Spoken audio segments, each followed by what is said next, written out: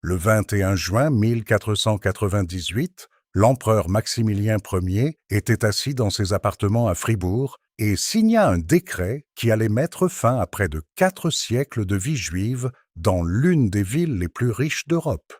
Le document donnait 4 raisons. Les Juifs étaient devenus trop nombreux en raison de l'immigration. Ils s'étaient livrés à une usure excessive. Ils étaient entrés dans les demeures d'autres personnes. Et ils avaient aidé des personnes suspectes, conduisant à des vols et des crimes. En quelques mois, toute la communauté juive de Nuremberg aurait disparu. Leur synagogue vendue pour 350 florins. Leurs maisons confisquées et revendues à la ville pour 8000 florins. Leurs cimetières profanés, sans ces pierres tombales arrachées du sol et utilisées comme pierres de fondation pour une nouvelle route de 65 pieds de large et de près de 300 pieds de long. Les Juifs furent expulsés sous escorte armée. La plupart s'installèrent à Neustadt, sous la protection de la margrave veuve Anna de Brandebourg. D'autres se dispersèrent à Francfort et Prague. Quelques-uns disparurent tout simplement de l'histoire. Pendant les 350 années suivantes, il fut interdit aux Juifs de vivre à Nuremberg. Ils ne pouvaient même pas y rendre visite. Mais voici ce qui rend cette histoire plus compliquée qu'un simple récit de persécution. L'expulsion de 1498 ne fut pas une explosion soudaine de violence comme les massacres qui l'avaient précédée. Ce fut un processus calculé, légal et bureaucratique approuvé par les plus hautes autorités du pays. Le conseil municipal en fit la demande. L'empereur l'accorda. Les transferts de propriété furent méticuleusement documentés. Et les raisons données dans ce décret impérial? Elles n'étaient pas entièrement inventées. Derrière la haine religieuse et la jalousie économique se cachaient de véritables tensions qui s'étaient accumulées depuis des générations. La relation entre juifs et chrétiens à Nuremberg était bien plus complexe que ne l'ont suggéré les propagandistes médiévaux ou les apologistes modernes. Pour comprendre pourquoi les Juifs de Nuremberg furent expulsés en 1498, nous devons remonter au début. Nous devons comprendre qui étaient ces personnes, quel rôle elles jouaient dans l'une des villes les plus importantes de l'Europe médiévale, comment des siècles de coexistence ont généré à la fois coopération et conflit, et comment une relation fonctionnelle bien qu'inconfortable s'est finalement effondrée en expulsion. Voici l'histoire des Juifs de Nuremberg, depuis la première pierre tombale, datée de 1129, jusqu'au dernier Juif franchissant les portes en 1499. La première preuve documentée de la vie juive à Nuremberg est une pierre tombale. Elle porte le nom d'Élie ben Simon et la date du 12 octobre 1129. Près de 9 siècles plus tard, cette pierre existe encore. Témoin silencieux d'une communauté qui allait perdurer pendant près de 400 ans avant d'être effacée. Selon les normes des communautés juives médiévales, c'était long. De nombreuses communautés ne duraient que quelques décennies avant d'être expulsées ou massacrées. Les Juifs de Nuremberg survécurent pendant près de 4 siècles, construisant et reconstruisant leur communauté à travers catastrophe après catastrophe. Nuremberg, au XIIe siècle, gagnait en importance. Située au carrefour des grandes routes commerciales au cœur du Saint-Empire romain germanique, la ville devenait une puissance commerciale. La forteresse dominant la ville commandait un terrain stratégique. Les marchés en contrebas bourdonnaient d'activité. Des marchands de toute l'Europe franchissaient ses portes, échangeant des marchandises de la Méditerranée, de la Baltique, de l'Orient. Au XVe siècle, Nuremberg serait appelé le trésor impérial, plus riche que l'ensemble du royaume de Bohême. 12 grandes routes commerciales passaient par ses portes. Ces artisans produisaient des travaux métalliques d'une qualité extraordinaire, des instruments de précision comme des boussoles et des astrolabes, et des livres imprimés qui étaient exportés dans toute l'Europe. La ville était devenue l'un des centres du commerce et de la culture européens. Politiquement, Nuremberg occupait une place spéciale dans le Saint-Empire romain germanique. C'était une ville libre d'empire, subordonnée uniquement à l'empereur lui-même. La bulle d'or de 1356, le document constitutionnel fondamental de l'Empire, désignait Nuremberg comme le lieu où les rois nouvellement élus devaient tenir leur première diète impériale. À partir de 1423, les insignes impériaux, les joyaux de la couronne du Saint-Empire romain germanique, furent conservés dans la forteresse de la ville. Nuremberg n'était pas seulement riche, elle était symboliquement centrale pour l'Empire lui-même. La ville avait une structure politique unique qui façonnait tout ce qui concernait la vie là-bas, y compris la vie des Juifs. Contrairement à la plupart des villes allemandes, Nuremberg était gouverné exclusivement par une petite oligarchie de familles patriciennes. Environ 40 à 50 clans contrôlaient tout le pouvoir politique et économique. Des noms comme Tücher, Imhoff, Pirkheimer et Schreier dominèrent le conseil municipal pendant des générations. Ils se mariaient entre eux, faisaient des affaires ensemble et transmettaient le pouvoir de père en fils dans une chaîne ininterrompue. Lorsque les artisans tentèrent de former des guildes et d'obtenir une représentation politique en 1348 et 1349, le soulèvement fut écrasé avec l'aide impériale. L'empereur Charles IV lui-même intervint, interdisant complètement les guildes à Nuremberg. La ville devint peut-être la seule grande métropole allemande où les artisans n'avaient absolument aucune voix politique formelle. Les patriciens gouvernèrent de manière absolue, sans aucun contrôle institutionnel sur leur pouvoir venant d'en bas. Cela importe profondément pour comprendre la vie juive, car les Juifs existaient à Nuremberg entièrement au gré de ces familles patriciennes. Les Juifs n'étaient pas citoyens. Ils ne pouvaient pas posséder de biens immobiliers. Ils ne pouvaient pas rejoindre d'associations artisanales, qui de toute façon n'existaient pas dans Nuremberg sans guilde. Leur statut juridique était celui de Servikammerei, serviteurs de la chambre impériale, ce qui signifiait qu'ils étaient techniquement la propriété de l'empereur, qui pouvait accorder des droits sur eux aux autorités locales comme bon lui semblait. À Nuremberg, cela signifiait que les Juifs vivaient sous la protection du conseil municipal, qui collectait des impôts auprès d'eux et réglementait leurs activités dans les moindres détails. C'était une relation transactionnelle dès le départ. Les Juifs fournissaient des services financiers et des recettes fiscales. Le Conseil fournissait une protection contre la violence populaire et un cadre juridique dans lequel opérer. Tant que les deux parties trouvaient l'arrangement profitable, ils se poursuivaient. La communauté juive à Nuremberg ne fut jamais nombreuse. À la fin du XVe siècle, il y avait peut-être 300 Juifs dans une ville d'environ 30 000 habitants, soit moins d'1% de la population. Ils vivaient dans un quartier désigné avec leur propre synagogue, une salle de danse pour les rassemblements communautaires et un cimetière à l'extérieur des murs de la ville. Leur vie était régie par un réseau dense de restrictions régissant où ils pouvaient vivre, ce qu'ils pouvaient porter, quand ils pouvaient apparaître en public et avec qui ils pouvaient faire des affaires. Dans ces contraintes, ils construisirent une communauté.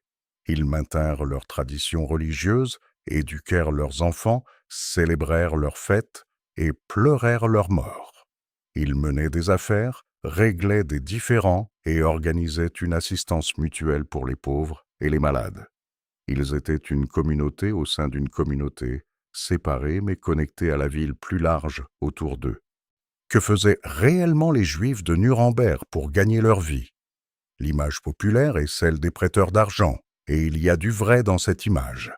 Le droit de l'Église interdisait aux chrétiens de facturer des intérêts sur les prêts, une interdiction dérivée de passages bibliques contre l'usure. Les Juifs ne faisaient face à aucune restriction de ce type lorsqu'ils prêtaient à des non-Juifs. Leur propre loi religieuse décourageait les intérêts sur les prêts aux autres Juifs, mais les permettait dans les transactions avec les gentils. Cela créa une niche économique que les Juifs dans toute l'Europe en vinrent à remplir. Mais les recherches récentes ont considérablement compliqué cette image. L'historienne Julie Mell, dans son ouvrage influent sur le mythe du prêteur d'argent juif médiéval, a soutenu que l'image des Juifs comme financiers riches est largement une construction d'historiens des XIXe et XXe siècles, et non un reflet exact de la réalité médiévale. La plupart des Juifs de l'Allemagne médiévale n'étaient ou pas riches. La plupart ne prêtaient pas d'argent. Ils vivaient, comme le dit Mell, des vies économiquement banales, travaillant comme colporteurs, commerçants de biens d'occasion, petits marchands et artisans, là où les réglementations locales le permettaient.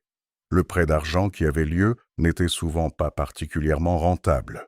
Les taux d'intérêt étaient plafonnés par décret impérial et local. En 1310, l'empereur Henri VII promulgua des règlements limitant les prêteurs juifs à Nuremberg à facturer pas plus d'environ 43% d'intérêt annuel aux citoyens et 55% aux étrangers. Ces taux semblent choquants aux oreilles modernes, mais ils étaient standards pour le crédit médiéval et représentaient en fait un plafond sur ce que les Juifs pouvaient facturer, et non une licence d'exploiter librement. De plus, la véritable richesse dans la finance médiévale était détenue par des banquiers chrétiens, en particulier les grandes maisons bancaires italiennes, comme les Médicis et les marchands connus sous le nom de Lombards et Caorsins, qui opéraient dans toute l'Europe du Nord. Ces financiers chrétiens trouvaient des fictions juridiques pour échapper à l'interdiction de l'usure et opéraient à une échelle qui éclipsait tout ce que les prêteurs d'argent juifs pouvaient gérer. Les Juifs étaient de petits acteurs dans un système financier beaucoup plus vaste. Mais la perception importe souvent plus que la réalité quand il s'agit de générer la haine. Quelle que soit la situation économique réelle, de nombreux chrétiens à Nuremberg et dans toute l'Europe croyaient que les Juifs s'enrichissaient grâce aux prêts usuraires, tandis que les honnêtes chrétiens luttaient. Les débiteurs qui ne pouvaient pas rembourser leurs prêts blâmaient le créancier, pas leurs propres circonstances ou le système économique qui rendait ces prêts nécessaires. Cette croyance se révélerait plus lourde de conséquences que tous les faits concernant la richesse ou la pauvreté juive réelle. Les Juifs de Nuremberg faisaient également face à des restrictions qui les poussaient vers certaines occupations, qu'ils le veuillent ou non. Ils ne pouvaient pas posséder de terres agricoles. Ils ne pouvaient pas rejoindre d'associations artisanales, ni pratiquer la plupart des métiers. De nombreuses activités économiques leur étaient simplement fermées par la loi ou la coutume. Cela laissait un éventail d'options limitées, le prêt d'argent, le colportage, le commerce de biens d'occasion et certaines formes de commerce auxquelles les chrétiens ne pouvaient ou ne voulaient pas se livrer. Cela créa un cercle vicieux. Les Juifs étaient poussés vers des occupations marginales et mal vues. Ils étaient ensuite blâmés pour s'être engagés dans ces mêmes occupations. Les restrictions qui limitaient leurs choix étaient oubliées. Seuls les choix qu'ils faisaient dans ces restrictions étaient retenus et condamnés. C'était une existence précaire. Les Juifs étaient suffisamment utiles pour être tolérés, mais jamais assez en sécurité pour relâcher leur vigilance. Ils avaient appris par une amère expérience que la protection pouvait être retirée à tout moment, que les voisins pouvaient devenir des meurtriers du jour au lendemain, et que les mêmes autorités qui collectaient leurs impôts pourraient un jour ordonner leur expulsion ou rester à l'écart pendant que des foules faisaient pire.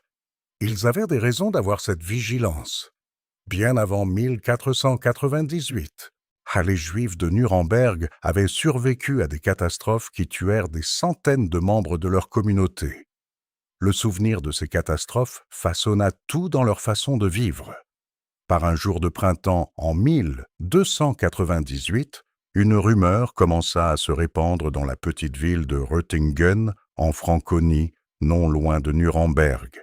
Quelqu'un prétendit que des Juifs avaient volé une hostie consacrée, l'hostie que les catholiques croyaient être le corps littéral du Christ, et l'avaient profanée.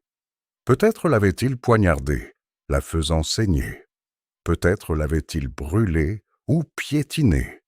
Les détails spécifiques variaient à chaque récit, mais l'accusation fondamentale était toujours la même. Les Juifs attaquèrent le Christ lui-même. Cette accusation, connue sous le nom de profanation d'hostie, était un cauchemar récurrent pour les Juifs médiévaux. La doctrine de la transsubstantiation, officiellement définie par le 4e concile du Latran en 1215, soutenait que l'hostie devenait littéralement le corps du Christ pendant la messe. Cette affirmation théologique eut des conséquences mortelles. Si l'hostie était vraiment le corps du Christ, alors toute attaque contre elle était une attaque contre le Christ. Et qui voudrait attaquer le Christ, sinon ceux qui l'avaient rejeté et tué? Les Juifs. L'accusation était presque certainement toujours fausse. Les Juifs ne croyaient pas que l'hostie était autre chose que du pain. Ils n'avaient aucun motif de la voler ou de la profaner. Comme des Juifs martyrisés dans une affaire ultérieure de profanation d'hostie le déclareraient avant leur mort. Nous n'avons jamais poignardé l'hostie. Parce que nous ne croyons pas que l'hostie soit le corps divin, sachant que Dieu n'a ni corps ni sang. Nous croyons, comme nos ancêtres, que le Messie n'est pas Dieu, mais son messager. Nous savons aussi par expérience qu'il ne peut y avoir de sang dans la farine. Cette déclaration, enregistrée dans des sources chrétiennes, montre que les Juifs comprenaient parfaitement bien que les accusations étaient absurdes. La farine et l'eau ne peuvent pas saigner, quelles que soient les affirmations théologiques faites à leur sujet. Mais l'absurdité théologique n'était aucune protection contre la fureur populaire. À Röttingen, en 1298, l'accusation trouva un public réceptif. Un homme connu sous le nom de Rindfleisch émergea comme le chef d'une foule naissante. Le nom signifie « bœuf » en allemand, et il était peut-être boucher de métier. Il prétendit avoir reçu l'autorité divine pour punir les Juifs pour leurs crimes contre le Christ. Il commença à rassembler des disciples et les mena dans un carnage à travers la Franconie et la Bavière qui durerait des mois. Les massacres de Rindfleisch furent la première persécution à grande échelle des Juifs en Allemagne, depuis la première croisade 2 siècles plus tôt. La violence se propagea comme le feu dans l'herbe sèche, sautant de ville en ville avec une rapidité terrifiante. Communauté après communauté vit sa population juive attaquée. Ceux qui ne voulaient pas se convertir au christianisme furent tués, souvent brûlés vifs, dans leurs synagogues ou dans des bûchers construits à la hâte. Les massacres se produisirent pendant une période de guerre civile et de chaos politique dans le Saint-Empire romain germanique. Deux prétendants se battèrent pour la couronne, Adolphe de Nassau et Albert d'Autriche. L'autorité centrale s'était effectivement effondrée. Il n'y avait pas de roi avec le pouvoir ou la volonté d'arrêter la violence, même s'il l'avait voulu. Les autorités locales dans certains endroits essayèrent de protéger leurs Juifs. Dans d'autres endroits, elles rejoignirent les foules ou restèrent à l'écart. Le 1er août 1298, la violence atteignit Nuremberg. 698 Juifs furent assassinés en une seule journée. Ce chiffre provient de listes commémoratives juives compilées après les massacres, qui tentèrent d'enregistrer les noms des morts. Près de 700 personnes, une communauté entière, massacrée en quelques heures. Les circonstances exactes du massacre à Nuremberg ne sont pas entièrement claires d'après les sources survivantes. Nous ne savons pas si les Juifs tentèrent de résister, s'ils se réfugièrent au château impérial pour obtenir protection comme ils l'avaient fait lors de périodes de danger antérieures, ou s'ils furent simplement submergés par la soudaineté et l'ampleur de l'attaque. Ce que nous savons, c'est le résultat. Presque tout le monde mourut. Dans toute la région, les massacres de Rindfleisch détruisirent au moins 146 communautés juives. Les estimations du nombre total de morts varient de 20 000 à pas moins de 100 000, bien que les chiffres les plus élevés puissent être exagérés. Même les estimations les plus basses représentent l'un des pires massacres de l'histoire européenne jusqu'à cette époque, comparable au massacre pendant la première croisade. Finalement, le carnage cessa. La situation politique se stabilisa. Albert d'Autriche sécurisa le trône. Un semblant d'ordre revint. Et progressivement, prudemment, les Juifs commencèrent à retourner dans les endroits d'où ils avaient fui ou d'où leurs familles avaient été assassinées. La communauté juive de Nuremberg se reconstruisit lentement. Les survivants qui s'étaient échappés revinrent. Des Juifs d'autres régions emménagèrent pour combler le vide. En l'espace d'une génération, il y eut à nouveau une communauté juive fonctionnelle dans la ville, avec une synagogue, un cimetière, des institutions de vie communautaire. Mais le souvenir de 1298 demeurait. Il était préservé dans les prières commémoratives récitées à l'anniversaire des massacres, en énumérant les noms des communautés et des individus qui étaient morts. Les Juifs de Nuremberg savaient de quoi leurs voisins étaient capables. Ils savaient avec quelle rapidité la protection pouvait faire défaut. Ils savaient qu'aucune utilité, aucune profondeur d'intégration économique, aucune ancienneté de résidence ne garantissait la sécurité. Et ils savaient qu'une autre catastrophe pouvait survenir à tout moment. Ils avaient raison. 50 ans après les massacres de Rindfleisch, une catastrophe encore plus grande frappa l'Europe. En 1347, des navires arrivant dans les ports siciliens en provenance d'Orient transportaient des rats dont les puces hébergeaient une bactérie mortelle. La peste noire était arrivée. Au cours des années suivantes, la peste tuerait entre un tiers et la moitié de la population entière de l'Europe. Certaines régions perdirent bien davantage. Les villes furent dévastées. Des villages disparurent entièrement. L'ordre social et économique qui avait structuré la vie médiévale fut plongé dans le chaos. Personne ne comprenait ce qui causait la peste. La science moderne finirait par identifier la bactérie Yersinia pestis, transmise par des puces vivant sur les rats. Mais les Européens médiévaux n'avaient aucune théorie microbienne de la maladie. Ils savaient seulement que les gens mouraient en nombre terrible, couverts de gonflements noirs à l'aine et aux aisselles, vomissant du sang, morts quelques jours après les premiers symptômes.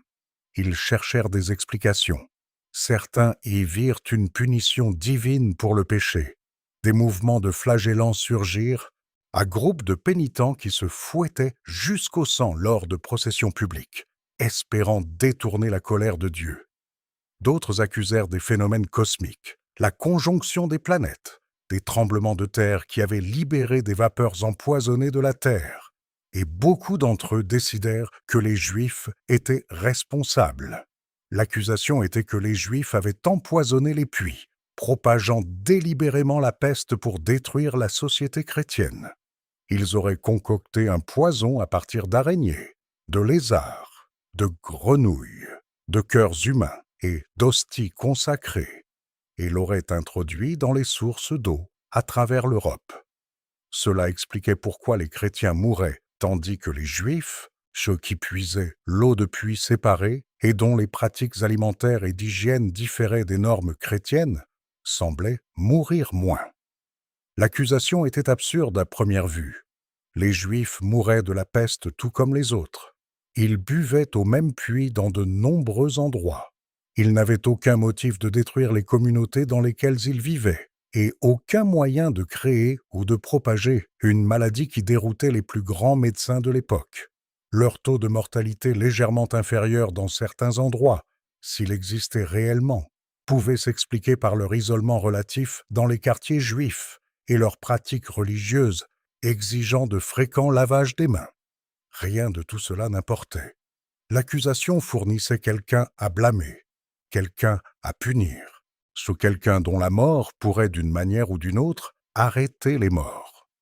À partir de 1348 et se poursuivant jusqu'en 1349, une vague de violence anti-juive balaya l'Europe à une échelle sans précédent même selon les normes médiévales.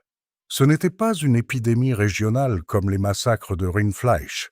Elle était continentale dans sa portée, s'étendant de l'Espagne à la Pologne, de l'Italie à la Scandinavie. À Strasbourg, le 14 février 1349, les 2000 Juifs de la ville furent emmenés au cimetière juif et brûlés vifs. La peste n'avait même pas encore atteint la ville. Le massacre était préventif, basé sur des confessions extorquées sous la torture à des Juifs d'autres communautés. Les autorités municipales établirent au préalable des listes de débiteurs juifs. Après le massacre, les dettes furent annulées et les biens juifs furent distribués. Ce schéma se répéta à travers l'Europe. Les historiens ont de plus en plus reconnu que ces massacres n'étaient pas des explosions spontanées de fureur populaire. Ils étaient organisés, souvent par les gouvernements municipaux, planifiées à l'avance et servaient des objectifs économiques concrets.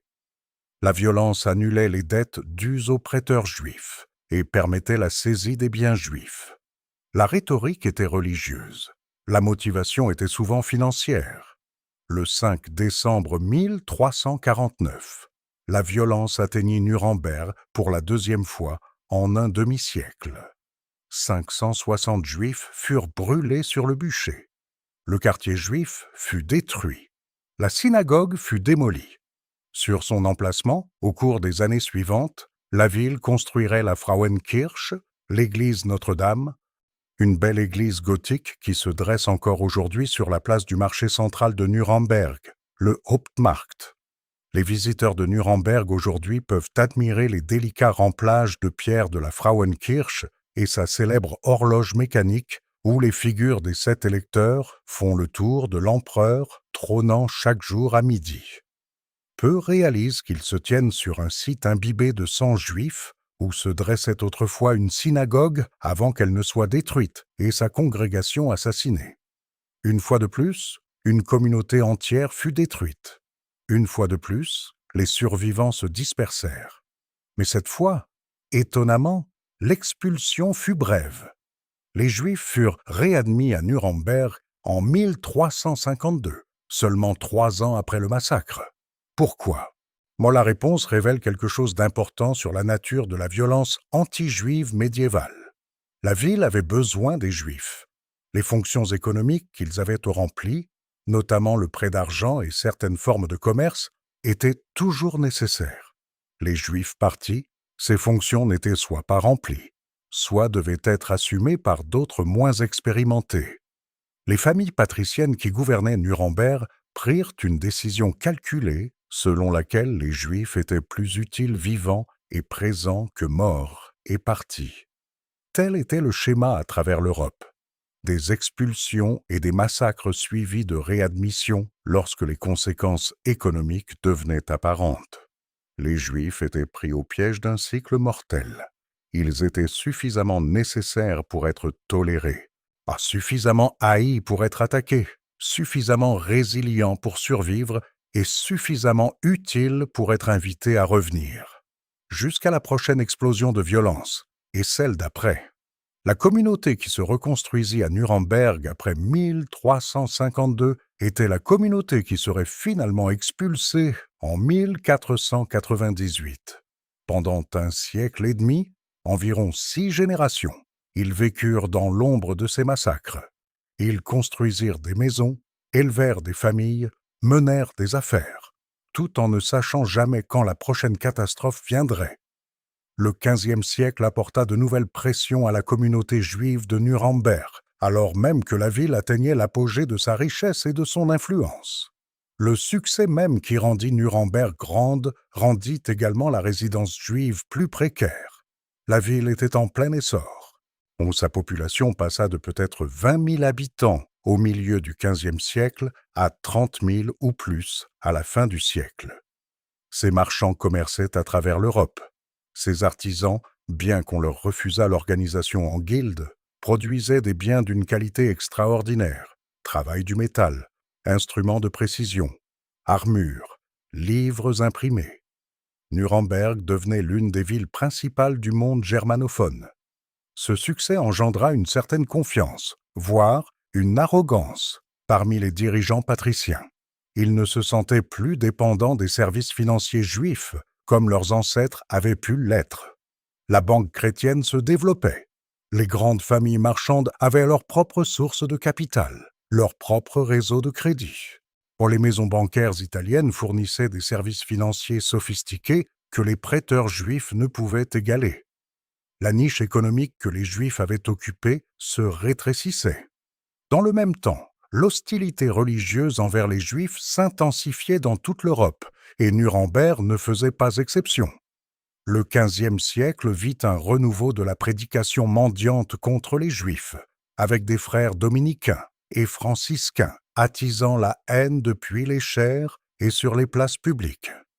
Ces prédicateurs accusaient les Juifs de tous les crimes imaginables, profanation d'hosties, meurtre rituel d'enfants chrétiens, empoisonnement de puits, pratique de la magie, service du diable. À Nuremberg, un frère dominicain nommé Schwartz obtint la permission des autorités de forcer les Juifs à assister à des sermons de conversion.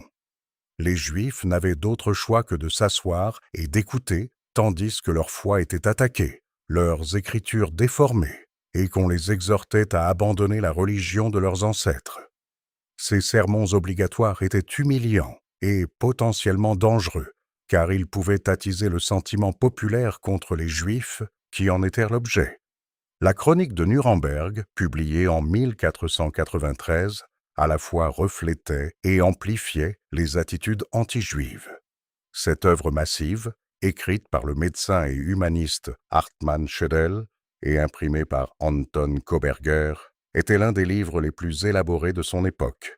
Elle contenait une histoire du monde de la création au présent, illustrée de plus de 1800 gravures sur bois créées par certains des meilleurs artistes de Nuremberg, y compris l'atelier de Michael Wohlgemuth, où le jeune Albrecht Dürer s'était formé. Parmi son contenu se trouvaient des images et des textes anti-juifs, notamment des références à l'accusation de meurtre rituel, la fausse accusation selon laquelle les Juifs assassinaient des enfants chrétiens pour utiliser leur sang dans des rituels religieux. Une illustration représentait le cas de Simon de Trente, un enfant dont la mort, en 1475, avait été imputée à la communauté juive locale, conduisant à la torture, aux aveux forcés et aux exécutions. La chronique de Nuremberg présentait cette diffamation comme un fait, la diffusant à un large public de lecteurs cultivés à travers l'Europe. En 1494, 4 ans avant l'expulsion, Anton Koberger imprima une autre œuvre anti-juive influente. Le Fortalitium Fidei, ou Forteresse de la foi, avait été écrit des décennies auparavant par le frère espagnol Alonso de Espina. C'était une attaque globale contre les ennemis du christianisme: hérétiques, musulmans, démons, sorcières et surtout juifs.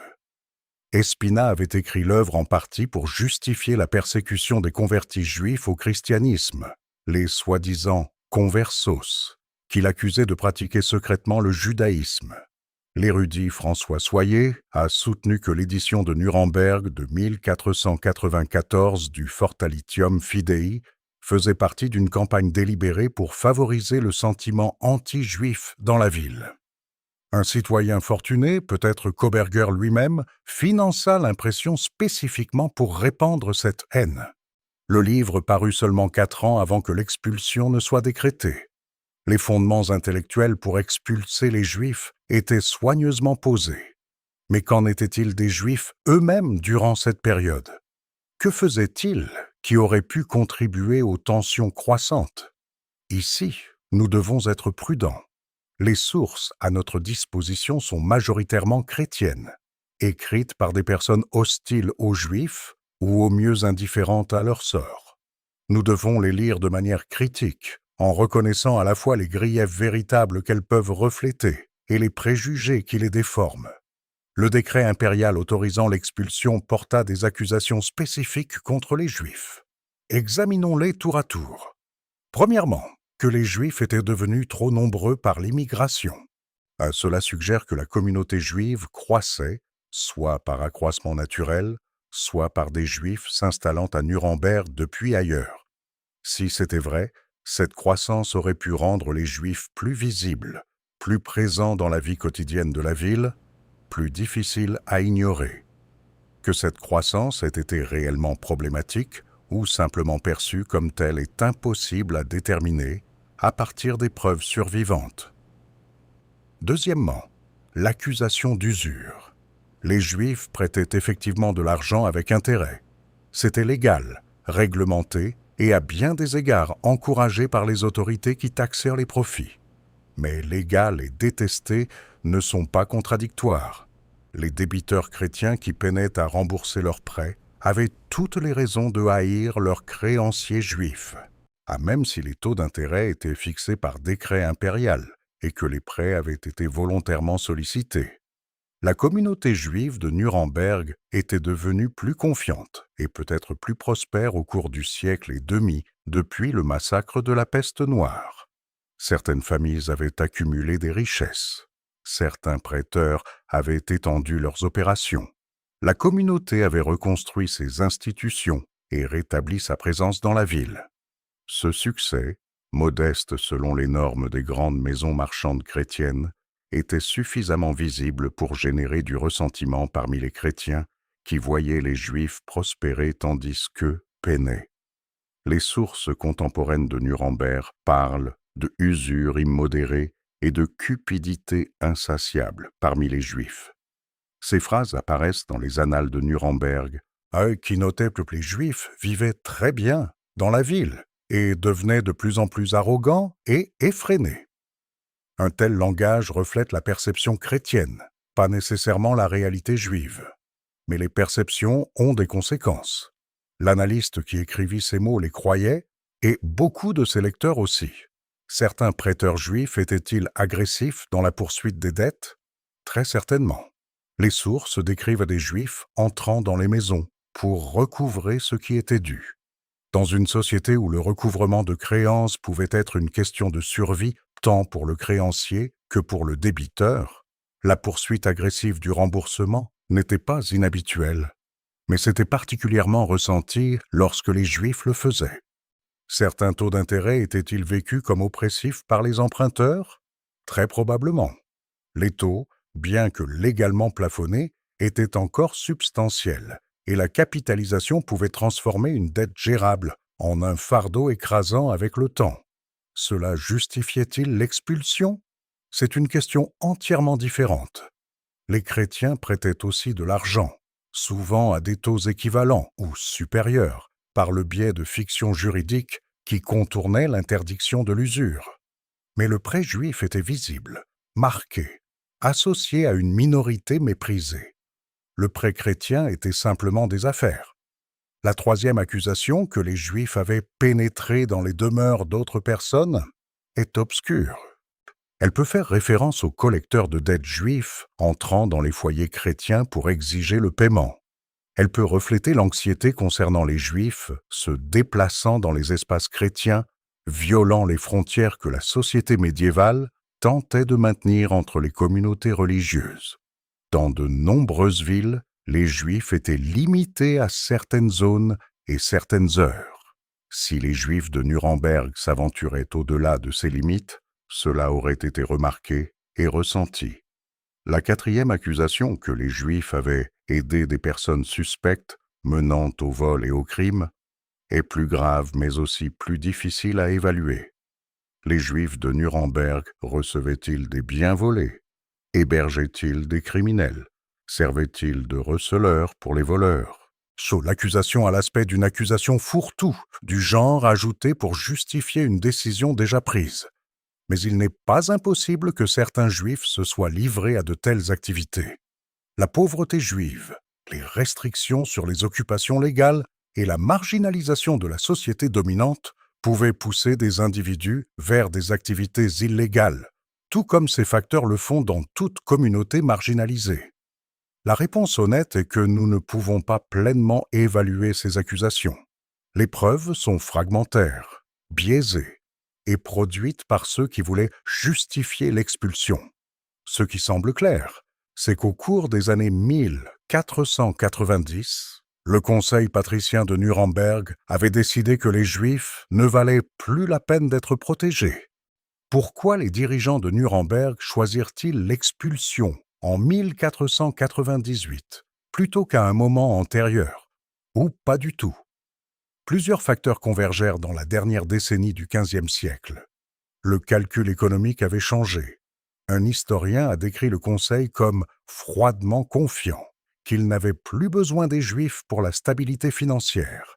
La banque chrétienne s'était suffisamment développée pour fournir des sources alternatives de crédit. Les grandes familles marchandes avaient leur propre capital. Les services spécifiques que les Juifs fournissaient n'étaient plus irremplaçables. De plus, l'expulsion offrait des avantages financiers significatifs à la ville. Les biens juifs pouvaient être confisqués et vendus. Les maisons juives, dont certaines étaient des bâtiments substantiels dans des emplacements de valeur, deviendraient propriété de la ville. La synagogue et les bâtiments communautaires pouvaient être réaffectés ou démolis. Le cimetière pouvait être converti à d'autres usages. L'expulsion était profitable. Le climat religieux était devenu plus hostile. L'impression d'œuvres comme le Fortalitium Fidei et le contenu anti-juif dans la chronique de Nuremberg avaient préparé l'opinion publique. Le prédicateur dominicain Schwartz et d'autres comme lui avaient attisé la haine depuis la chair. La classe éduquée, les humanistes et les marchands qui dirigèrent la ville avaient été exposés à des arguments et des images anti-juifs sophistiquées. Le contexte européen plus large faisait paraître l'expulsion normale plutôt qu'extrême. L'Espagne avait expulsé ses Juifs en 1492, seulement 6 ans auparavant, dans ce qui devint l'expulsion la plus célèbre de l'histoire juive.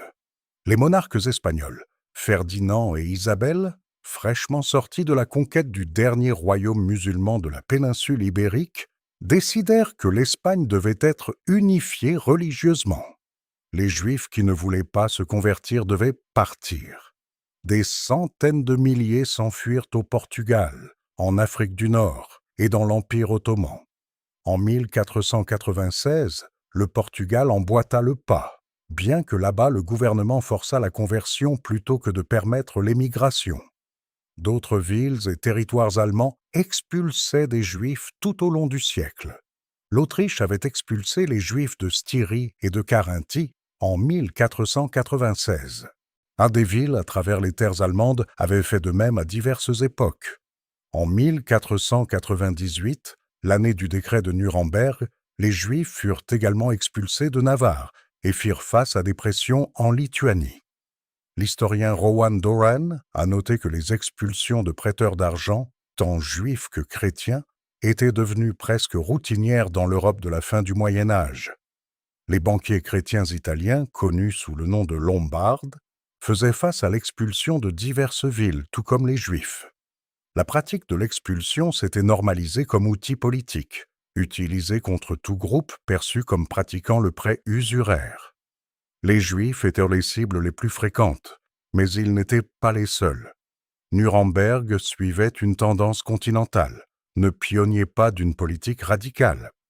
Le Conseil pouvait regarder autour de l'Europe et voir qu'expulser les Juifs était quelque chose que faisaient les gouvernements chrétiens, respectables. Ce n'était pas un acte de barbarie, mais de politique. La pétition pour l'expulsion venait du conseil municipal lui-même. Parmi ses membres se trouvait Willibald Pirkheimer, l'humaniste de la Renaissance qui correspondait avec Erasme, collectionnait les manuscrits et l'art et était l'ami le plus proche d'Albrecht Dürer. Pirkheimer était l'un des hommes les plus cultivés d'Europe. Pourtant, il siégeait au Conseil qui pétitionna l'empereur Maximilien pour expulser les Juifs. Il vota vraisemblablement avec ses collègues. Cette juxtaposition remet en question toute hypothèse facile sur la relation entre l'érudition et la tolérance. Pirkheimer connaissait le latin et le grec, car il avait étudié en Italie.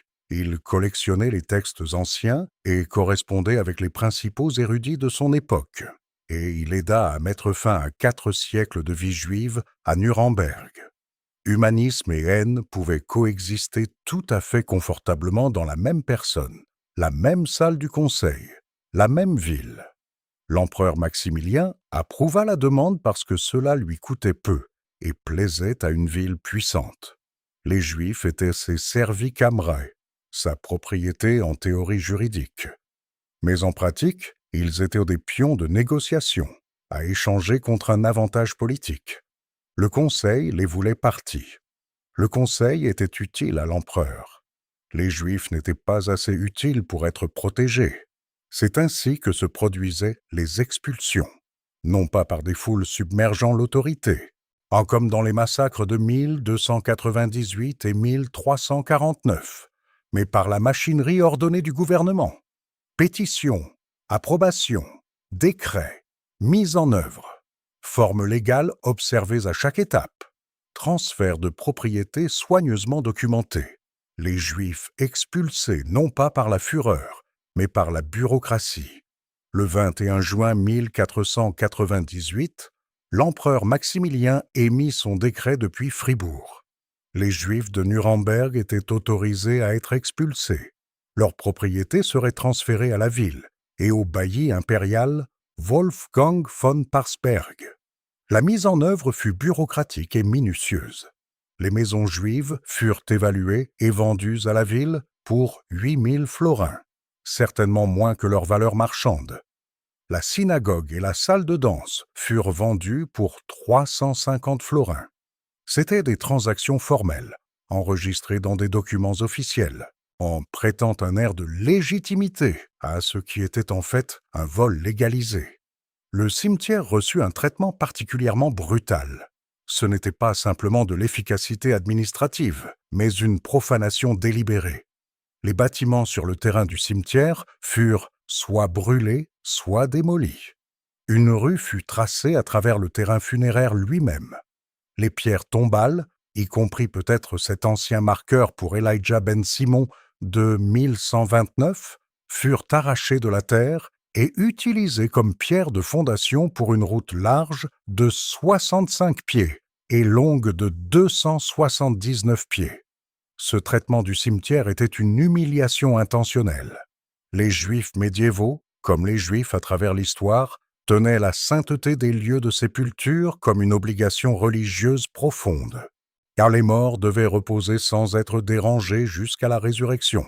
Arracher les pierres tombales, tracer une route à travers les tombes, faire marcher des pieds chrétiens sur des ossements juifs. C'était attaquer les Juifs non seulement en tant que personnes vivantes, mais en tant que peuple avec des ancêtres, avec une mémoire, avec une continuité à travers le temps. Le message était clair. Vous n'avez pas de passé ici, pas d'avenir ici, pas de place ici du tout. La date de départ fut fixée, puis changée à nouveau. Initialement, les Juifs devaient partir le 6 novembre 1498. Cela fut reporté à la Chandeleur, le 2 février 1499. Finalement, l'expulsion fut fixée au dimanche de l'Étard 1499, le 4e dimanche du Carême. Les retards ont pu refléter des complications logistiques ou des négociations sur la propriété, ou simplement de la lenteur bureaucratique. Quelle qu'en soit la raison, les Juifs eurent plusieurs mois pour contempler leur sort avant qu'il n'arrive. Quand le jour vint, les Juifs furent escortés hors de la ville sous garde armée. La Jewish Encyclopedia note que c'était en raison de l'insécurité des routes. Les autorités voulaient une expulsion ordonnée, pas un massacre. Ils voulaient que les Juifs partent, pas qu'ils meurent. Il a pu y avoir une préoccupation sincère pour leur sécurité sur les routes, ou il a pu y avoir une préoccupation que la violence perturbe le processus soigneusement géré. Cette distinction importait. L'expulsion de 1498 était fondamentalement différente des massacres de 1298 et 1349. Elle était légale, bureaucratique, approuvée par les plus hautes autorités. Les Juifs perdirent leur maison, à leur communauté, leur place dans la seule ville que la plupart d'entre eux avaient jamais connue. Mais la plupart gardèrent leur vie. Ils furent autorisés à emporter des biens meubles. On leur donna le temps de régler leurs affaires. D'une manière perverse, cela représentait une sorte de progrès. Les patriciens de Nuremberg avaient décidé que l'expulsion servait mieux leurs intérêts qu'un massacre. Ils pouvaient saisir la propriété juive sans le désordre d'un pogrom. Ils pouvaient se présenter comme des chrétiens respectueux de la loi suivant des procédures appropriées plutôt que comme une foule commettant un meurtre. Les Juifs étaient encore victimes, mais ils étaient victimes de la politique plutôt que de la fureur. Les Juifs expulsés se dispersèrent vers diverses destinations. La plupart allèrent à Neustadt, où la margrave veuve Anna de Brandebourg leur offrit sa protection. Neustadt devint un refuge, absorbant la majeure partie de la communauté de Nuremberg. D'autres se rendirent à Francfort-sur-le-Main, qui avait une communauté juive plus grande et plus établie, qui pouvait absorber des nouveaux venus. Quelques-uns allèrent jusqu'à Prague, cherchant de nouvelles vies dans des villes lointaines. Une seule source juive mentionne l'expulsion de 1498. Une brève référence par l'érudit Naphtali Herz Treves. Ce silence est lui-même significatif. Les Juifs de l'Europe médiévale avaient connu tant d'expulsions, tant de désastres, tant de déracinements, que Nuremberg n'était qu'un de plus dans une longue série de catastrophes. Cela méritait une mention, mais pas une lamentation étendue. Il y avait déjà trop de telles lamentations. Le Conseil de Nuremberg agit rapidement pour s'assurer que les Juifs ne reviendraient jamais. L'expulsion était censée être permanente, et ils prirent des mesures pour qu'il en soit ainsi. Des restrictions furent empilées sur des restrictions. En 1533, le commerce avec les Juifs fut interdit entièrement. Les marchands de Nuremberg ne pouvaient pas faire affaire avec des commerçants juifs où que ce soit. En 1539, il fut interdit aux citoyens de Nuremberg d'emprunter de l'argent à des Juifs où que ce soit dans l'Empire, avec une amende de 10 florins pour les violations. Les Juifs ne pouvaient pas visiter la ville même brièvement. L'expulsion était totale. L'interdiction était absolue. Nuremberg serait, comme le terme allemand ultérieur le dirait, Judenfrei, libre de Juifs. Pour une ville d'une telle importance commerciale, cela créa des complications. Les routes commerciales sillonnaient l'Europe, et les marchands juifs faisaient partie de ces réseaux. Interdire tout contact avec les Juifs signifiait couper Nuremberg de certaines relations commerciales. Certains services financiers devinrent plus difficiles à obtenir sans intermédiaires juifs, mais le Conseil tint bon. Quels que soient les inconvénients causés par l'expulsion, il n'était pas suffisant pour inverser la décision. Qu'advint-il des Juifs qui avaient été expulsés? Ceux qui allèrent à Neustadt trouvèrent refuge sous la margrave Anna, mais leur avenir resta incertain. Neustadt était plus petite, moins riche, moins importante que Nuremberg. Les Juifs qui s'y installèrent durent reconstruire leurs relations économiques à partir de zéro, trouvant de nouveaux clients, de nouveaux réseaux, de nouvelles façons de gagner leur vie. Ceux qui allèrent à Francfort rejoignirent une communauté qui avait sa propre histoire de persécution et de survie. Les Juifs de Francfort avaient connu leur propre massacre et expulsion, leur propre cycle de destruction et de reconstruction. Ils savaient comment absorber des réfugiés, mais l'absorption n'était jamais facile. Les nouveaux venus devaient trouver leur place dans des hiérarchies établies, rivaliser pour des opportunités économiques limitées, s'adapter à différentes coutumes et réglementations locales. Les quelques-uns qui atteignirent Prague entrèrent dans la communauté juive, la plus grande et la plus importante d'Europe centrale. Prague offrait plus d'opportunités, mais aussi plus de concurrence. Les nouveaux venus de Nuremberg étaient un petit ajout à une vaste communauté. Tous emportèrent avec eux des souvenirs d'une maison qu'ils ne reverraient jamais. Ils avaient vu leur synagogue vendue pour 350 florins, leur cimetière profané, leurs voisins les faire sortir sous garde armée. Ils avaient perdu non seulement la propriété, mais le lieu, le sentiment d'appartenir quelque part, d'avoir des racines qui s'étendaient sur des générations. La pierre tombale d'Elijah ben Simon était restée debout pendant près de 4 siècles avant d'être arrachée du sol. Maintenant, il ne restait plus personne à Nuremberg pour se souvenir de lui. Alors pourquoi les Juifs furent-ils expulsés de Nuremberg en 1498 ? La question n'a pas de réponse unique parce qu'aucun facteur unique n'était suffisant en soi. L'hostilité religieuse était fondamentale. Le christianisme médiéval voyait les Juifs comme des tueurs du Christ, chasse comme des rejeteurs obstinés de la vraie foi, comme une présence dangereuse parmi les chrétiens qui pourrait séduire les croyants dans l'erreur. Cette hostilité était enseignée depuis la chair, illustrée dans l'art, ancrée dans la loi. Sans ce fondement religieux, l'expulsion aurait été impensable. Personne ne proposait d'expulser les marchands italiens à Nuremberg ou les commerçants flamands, parce qu'ils étaient des chrétiens comme eux. Les facteurs économiques façonnèrent le moment et les mécaniques.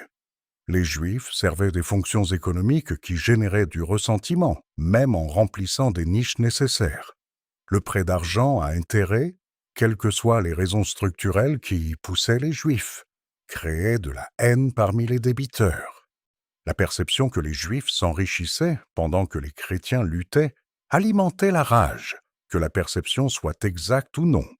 Les accusations spécifiques dans le décret de Maximilien, selon lesquelles les Juifs s'étaient livrés à l'usure, étaient entrés dans les maisons des gens et avaient aidé des criminels, n'étaient pas simplement fabriquées.